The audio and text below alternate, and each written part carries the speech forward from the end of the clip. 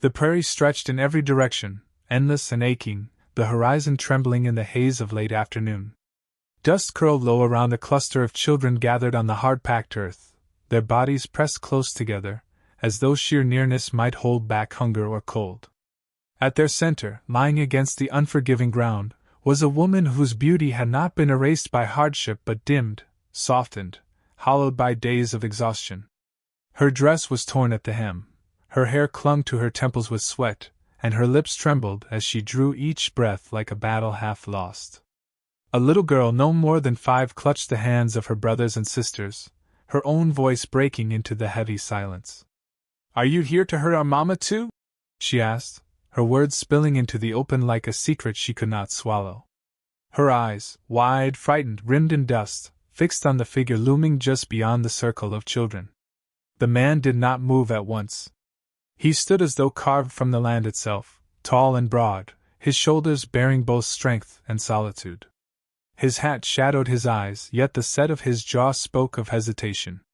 This was Silas Boone, a cowboy hardened by years of cattle drives and lonesome nights, a man more comfortable with the language of wind and hoofbeats than the fragile pleading of a child. The question pierced him deeper than he wished to admit, dragging from memory the ghost of another woman, his own mother, lying pale and worn, abandoned by those who should have helped. Silas stepped forward, the crunch of his boots in the dust making the children flinch. He crouched, lowering himself until his gaze met the girl's. She was slight, her cheeks hollowed, but her arms locked tightly around the others as though she were the only wall left standing between them and the world. Her name, he would soon learn, was Ellie. Her defiance, even in fear, made something stir inside him. "I ain't here to hurt nobody," he said softly, his voice rough like gravel rolled in a riverbed. His hand reached to his canteen, unscrewing the cap with steady fingers. He held it out, not pushing, just waiting. The girl glanced to her mother, whose eyes fluttered open, faint blue, clouded with fatigue. With effort, Clara May Donovan nodded once, a silent permission. Ellie took the canteen. Her hands shook as she tipped it gently to her mother's lips. Clara May sipped, the water running over her chin, but even that small swallow seemed to ease her. A whisper of "thank you" left her cracked lips, nearly lost to the dry wind. Silas lowered himself onto one knee, his hat tipped back, revealing a face weathered but striking, the lines around his mouth carved by years of silence more than laughter. He was strong, certainly, but his strength felt useless here. He could rope cattle, mend fences, survive storms. But what did a man like him know of saving a family already half gone to despair? Still, his body moved of its own accord. He unlatched his saddlebag, drawing out a small tin of beans, flint, and a bundle of dry sticks. The children watched, wide-eyed, as he struck spark to tinder. A flame caught, flickering bravely against the falling night. The scent of smoke curled upward, chased soon by the richer smell of beans simmering in the pot. One by one, the children edged closer to the fire, the hunger in their eyes battling the fear in their hearts. When Silas ladled out food into rough wooden bowls he carried, they reached carefully, each motion reverent, as if afraid the warmth would vanish like a dream. Clara May tried to protest, her pride rising even in her weakness, but Silas only met her gaze, steady and silent, until she accepted a small portion. They ate in quiet. Only the crackle of fire and the distant call of night birds filled the air. Silas sat slightly apart, his shoulders tense, as though afraid of crossing an invisible line. Yet his gaze kept drifting to Clara May.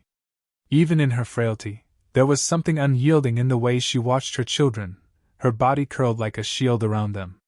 She was not a woman broken, he realized, but one fighting with the last scraps of her strength to remain standing. When the fire burned low, the prairie darkened into velvet night. Stars spread wide overhead, 1,000 eyes unblinking. Silas leaned back against his saddle, eyes half-lidded but alert. He told himself he would leave in the morning, that this was only a pause on his trail. Yet the weight in his chest whispered otherwise. Dawn painted the sky with pale gold. Silas rose and saddled his horse, motioning for the family to follow. Clara May resisted at first, shame in her eyes, but Ellie tugged at her hand. Together they walked, weary steps carrying them toward the small town of Red Bluff. The town, however, was no kinder than the wilderness. At the well, women lowered their voices to sharp whispers, glancing with narrowed eyes at Clara May. "Curse," one murmured. "Her beauty brings ruin." Men leaning against the mercantile shook their heads, muttering about strays and burdens. Clara May felt the sting of those words sink deep. She lowered her gaze, pulling Ellie closer, wishing she could vanish into the dust.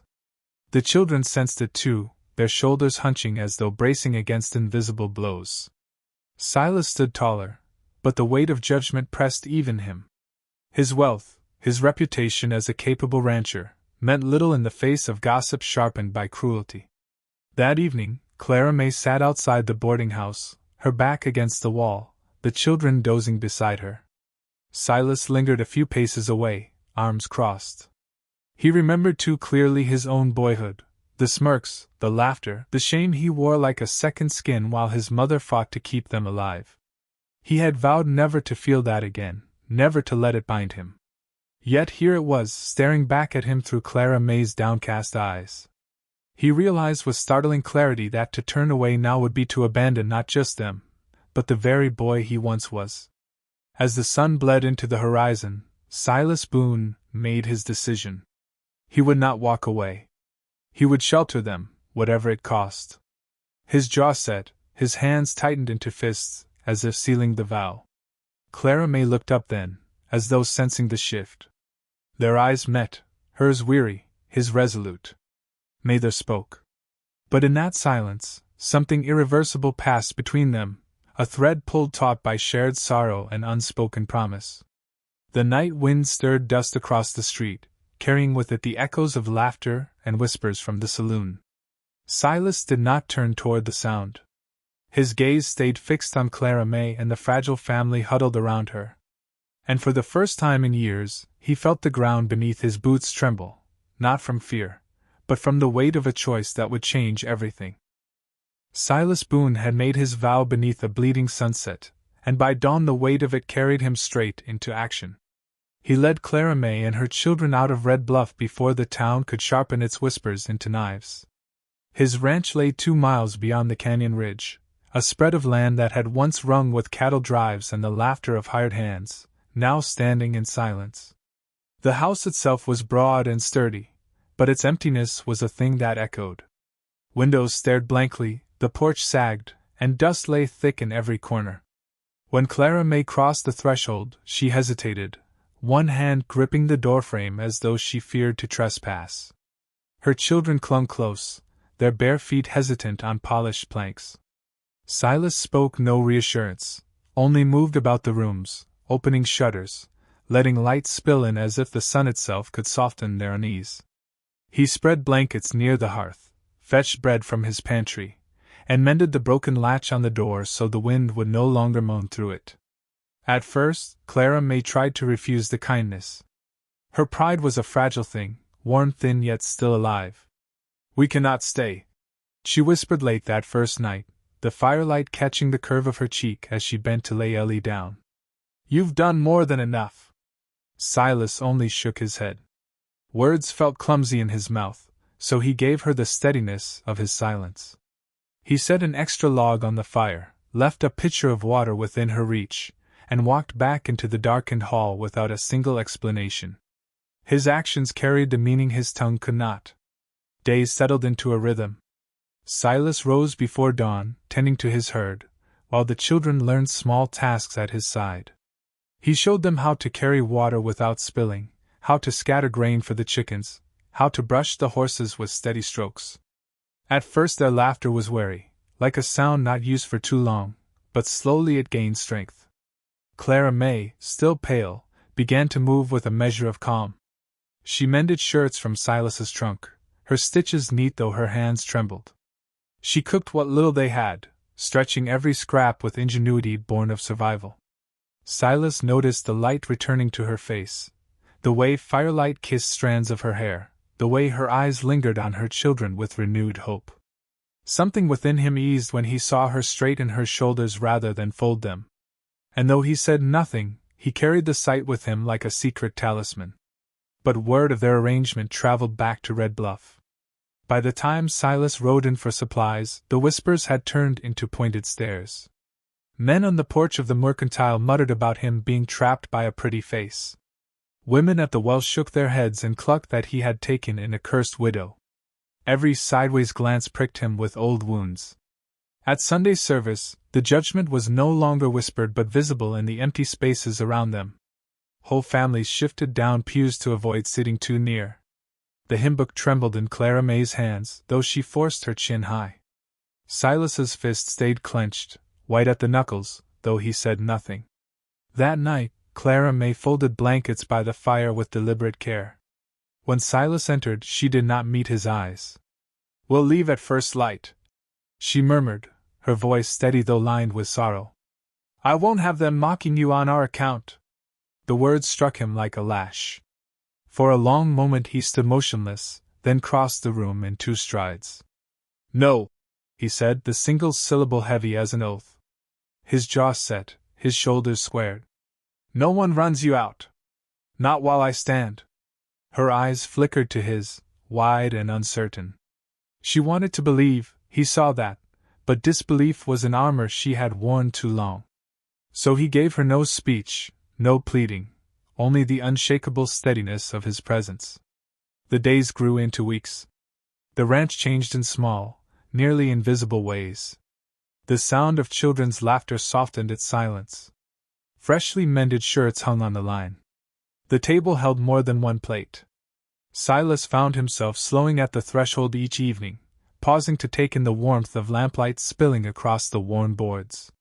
One evening, after the children had fallen asleep, he discovered his old coat draped neatly across the chair.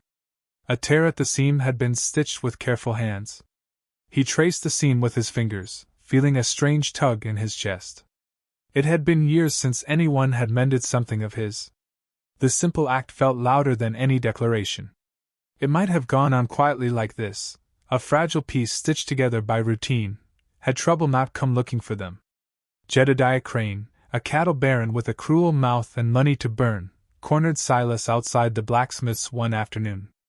"I hear you've taken in strays," he drawled, spitting tobacco into the dust.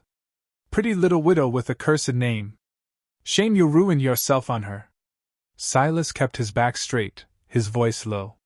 "Best hold your tongue." Crane only laughed, the sound sharp as a knife.